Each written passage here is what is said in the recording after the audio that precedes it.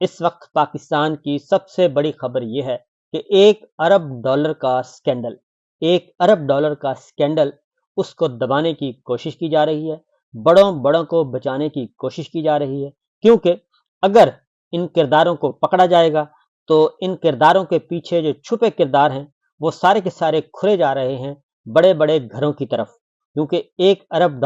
کا یہ سکینڈل، اور اس $1 ارب کے سکینڈل میں کتنے لوگوں نے اپنی جیبیں بھری اور کتنے ارب روپے اپنی جیبوں میں ڈالے، اب اس کو دبانے کی اور اس کو چھپانے کی اور اس پہ جھوٹ بول کر اس کو بچانے کی کوشش کی جا رہی ہے۔ اس پہ ہم آئیں گے اور اس کی ڈیٹیلز آپ کے ساتھ شیئر کریں گے، اور اب خبروں کو بھی دبایا جا رہا ہے۔ اس کی وجہ یہ ہے کہ عمران خان، پاکستان تحریک انصاف، ان کو تو آپ نے ہٹا دیا، سب کچھ کر دیا، لیکن اس کے بعد جو ایک نظام قائم کیا گیا، اور وہ ایک فرسودہ نظام جبر قائم کیا گیا اور آئین اور قانون کو پامال کر کے قائم کیا گیا، اب اس کے اثرات سامنے آ رہے ہیں، اور پتہ یہ چل رہا ہے کہ پچھلے 2 سال میں پاکستان کی چولیں ہلا کر رکھ دی گئی ہیں، پاکستان کی بنیادوں کو کھوکھلا کر دیا گیا ہے، اور یہ جو سارا ڈرامہ معیشت کی بہتری کے لیے بہتری کے نام پر کیا گیا تھا، وہ سارے کا سارا جھوٹا اور فرسودہ تھا، اور سوائے اس کے کہ اس میں دروغ کوئی کے علاوہ کچھ نہیں تھا،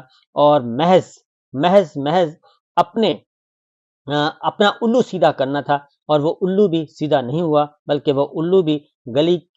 کی ہڈی بن چکا ہے، اور نہ نگلا جا رہا ہے نہ اگلا جا رہا ہے۔ اس وقت ہماری حالت یہ ہے کہ ہمارے دوست ممالک جن پہ بڑے دعوے تھے، اور وہ دوست ممالک بھی ہمارا ساتھ دینے کے لیے تیار نہیں اور ہماری مدد کرنے کے لیے تیار نہیں، وہ اس لیے کہ وہ ہمیں سمجھتے ہیں کہ ہم دوغلے ہیں، ہم دوہرے معیار کے اور دوہرے کردار کے لوگ ہیں، اور ہم کہتے کچھ ہیں کرتے کچھ ہیں، اور وہ ہمیں منافقین کی صف میں انہوں نے ڈالا ہوا ہے، کیونکہ ہم بردر ملکوں پہ کہا گیا تھا جی،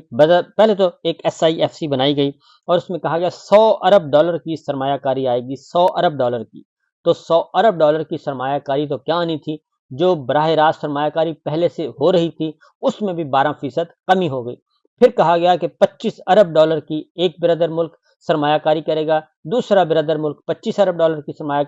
سرمایہ کاری کرے گا، تو اس دونوں بردر ملکوں نے $1 کی بھی سرمایہ کاری نہیں کی، اور وہ جو ریکوڈک کا پلان تھا کہ $25 ارب کا، اور اس میں آئے گی انویسٹمنٹ، وہ $25 ارب سے کم ہو کے $1 ارب رہ گئی، اور $1 ارب بھی ابھی صرف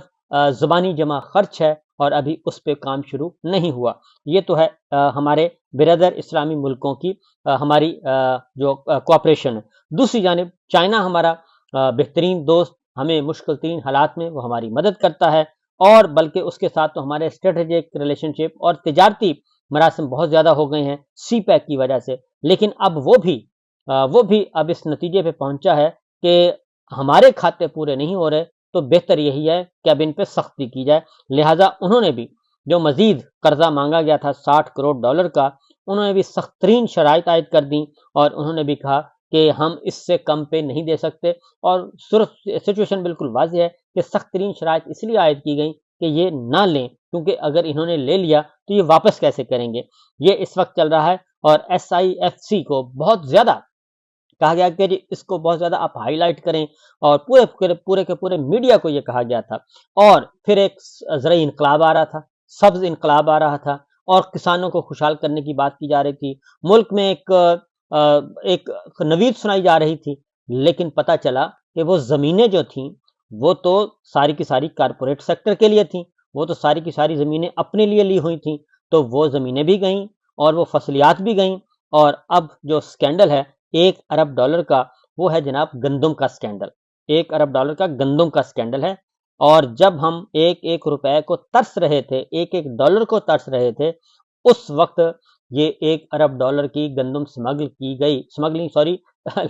ویسے کہنا چاہیے، وہ امپورٹ کی گئی، اور سمگلنگ امپورٹ کے نام پہ سمگلنگ ہی تصور کریں، کیونکہ اب جو چیزیں سامنے آ رہی ہیں کہ ضرورت نہیں تھی، نمبر 1 ضرورت نہیں تھی، اور پھر یہ پیسہ $1 ارب کی آئی، اور 85 سے 100 ارب روپیہ جیبوں میں گیا،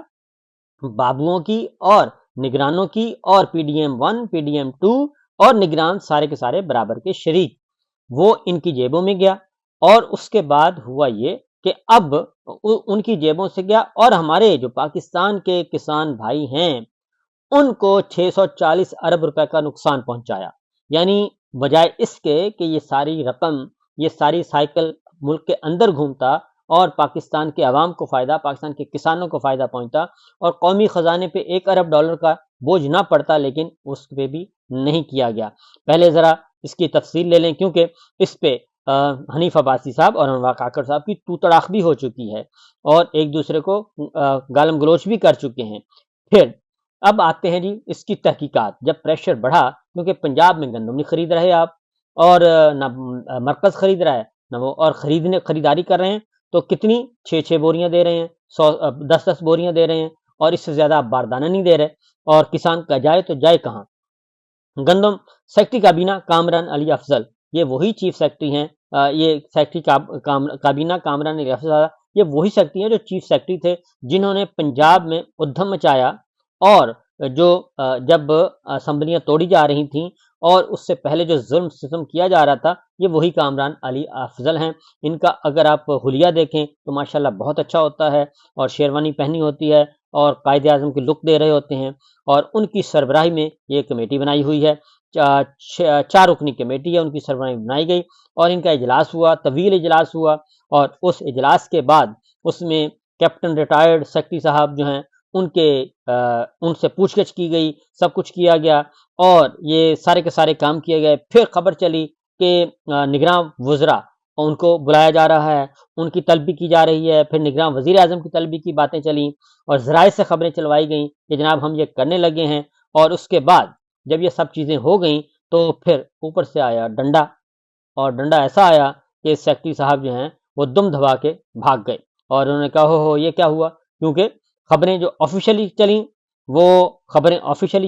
وہ کچھ اور تھیں، اور جب بعد میں چلیں، جب پتہ چلا کہ یہ تو حالات و واقعات بڑے خراب ہیں اور یہ کھرے جا رہے ہیں، بڑے بڑے جگہوں پہ کھرے جا رہے ہیں، تو اس کے بعد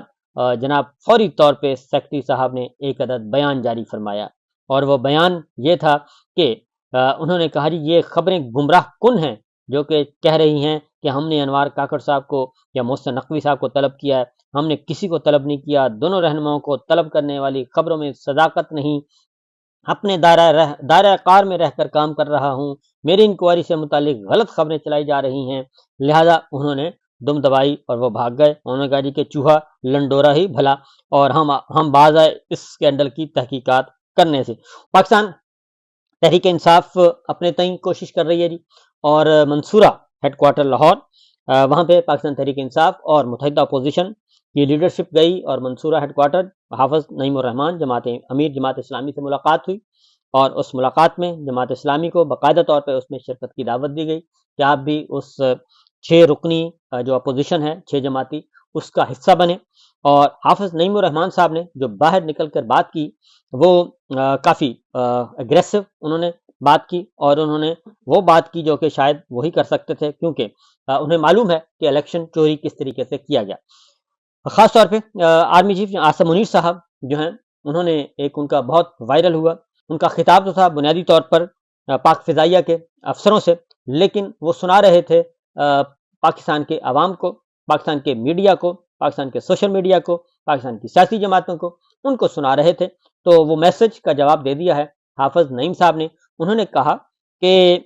اگر آپ کو پتہ ہے کہ آئینی حدود کیا ہوتی ہیں تو صرف معلوم ہونا کافی نہیں ہوتا کہ آئینی حدود کیا ہوتی ہیں، آپ کے کانسٹیٹیوشن لیمٹس کا اس پہ عمل کرنا بھی ضروری ہوتا ہے، کیونکہ اس وقت سچویشن یہ ہے کہ ہماری جغرافیائی سرحدیں غیر محفوظ ہو چکی ہیں، اور ہماری داخلی سلامتی کمزور ہو چکی ہے، نہ داخلی سلامتی محفوظ ہے، نہ خارجی جو خطرات ہیں وہ محفوظ ہیں۔ پاکستان اس وقت گھرا ہوا ہے، اور اس وقت سچویشن یہ ہے کہ ہماری اسٹیبلشمنٹ، ہماری ملٹری لیڈرشپ مکمل طور پر سیاست میں انوالو ہو چکی ہے، اور نہ صرف یہ بلکہ ہر جگہ، ہر شعبے میں ان کی مداخلت کے چرچے ہیں، اور وہ عدالت ہو، خواہ وہ صحافت ہو، خواہ وہ سیاست ہو، ہر جگہ پہ ان کی مداخلت کے چرچے ہیں، اور الیکشن میں تو بہت ہی زیادہ چرچے ہیں۔ لہٰذا یہ بات کہنا کہ جی ہمیں علم ہے، تو علم ہونا ہی کافی نہیں بلکہ اس پہ عمل کرنا بھی کافی ہے۔ تو حافظ نعیم الرحمان صاحب نے کافی سخت میسج دیا ہے، اور انہوں نے متحدہ اپوزیشن کی محمود خان اچکزئی صاحب کی پاکستان تحریک انصاف کی طرف سے دی گئی دعوت بھی قبول کر لی ہے۔ دوسری جانب جو سچویشن چل رہی ہے وہ یہاں تک کہ یہ جو ایک ارب ڈالر کا جو سکینڈل ہے وہ اس حد تک وزنی ہو چکا ہے، کیونکہ حکومت چاہتی ہے اور نواز شریف صاحب چاہتے ہیں کہ اس میں گرل کیا جائے اسٹیبلشمنٹ کو، کیونکہ اس میں اسٹیبلشمنٹ کے جو ماؤتھ پیس ہیں، جو مہرے ہیں، وہ بہت زیادہ، ویسے تو وہ خود بھی اس وقت آج کل اسٹیبلشمنٹ کے ہی ماؤتھ پیس ہیں اور مہرے ہیں، لیکن چونکہ محسن نقوی صاحب کا نام بہت زیادہ آ رہا ہے کہ کسی طریقے سے ان کو گرل کیا جائے، فیصل واڈا کا نام بھی لیا جا رہا ہے اور ان کو ہائیبرڈ سسٹم کا ایک ذمہ دار ٹھہرایا جا رہا ہے کہ یہ ہائیبرڈ سسٹم کی پیداوار ہیں، تو لہٰذا یہ جو پراکسیز کے ذریعے یہ جو لڑائی لڑی جا رہی ہے وہ بھی آہستہ آہستہ آگے بڑھ رہی ہے۔ دیکھتے ہیں کہ ساری صورتحال میں پاکستان کو اور پاکستان کے عوام کو کیا ملا، تو ہمیں تو ملا ہے تباہی کے علاوہ کچھ بھی نہیں ملا۔ بہتر یہی ہے کہ جناب ہماری ملٹری اسٹیبلشمنٹ، ملٹری لیڈرشپ اپنے تمام پالیسیوں کو ریویو کرے، اثر نو جائزہ لے اور اپنے اصل کام کی طرف لوٹ جائے، یہی بہتر ہے۔ اور جو کام ہے جو حقیقی طور پہ پاکستان کے عوامی نمائندے ہیں، منتخب نمائندے ہیں، اقتدار ان کے حوالے کیا جائے، بہتر یہی ہے۔ اگر اس سے بڑھ کر کچھ کیا گیا تو جتنا نقصان پہلے ہو چکا اس سے زیادہ نقصان ہوگا۔